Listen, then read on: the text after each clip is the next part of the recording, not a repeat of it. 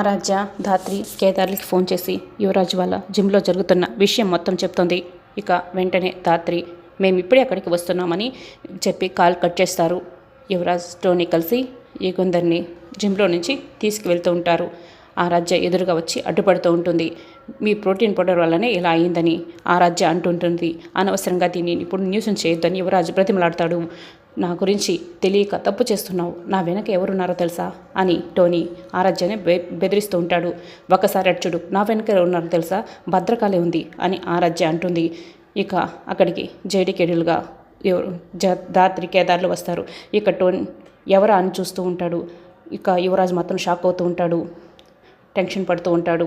Tony ఎవరనుకున్నావు, మీ అన్నయ్యని ముప్పతిప్పలు పెట్టి 3 చెరువులు నీళ్ళు తాగించినండి ఎవరంటే అడిగావు కదా, అదిగో ఆవిడే జేడీ అంటే అని యువరాజ్ చెప్తూ ఉంటాడు.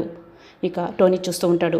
కేడీ జిమ్ మొత్తం ఒకసారి చెక్ చేద్దాం పదా అని జేడీ అంటుంది. టోనీ కేడీకి లోపలికి వెళ్ళకుండా అడ్డుపడుతూ ఉంటాడు.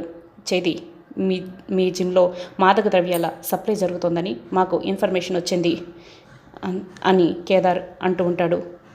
ఇక టోనీ నెట్టేస్తాడు. మీ దేశంలో నేను నిర్మించుకున్న మా ప్రపంచం ఇది, నన్ను దాటుకొని వెళ్ళడం మీ బాబు వల్ల కూడా కాదు అని టోనీ అడ్డుపడుతూ ఉంటే ఇక జేడీ ఒక్క పంచుతో టోనీని కుప్పకూలేలా చేస్తుంది. మరి ఏం జరగబోతుందనేది రానున్న ఎపిసోడ్లో తెలుస్తుంది. Please subscribe my channel.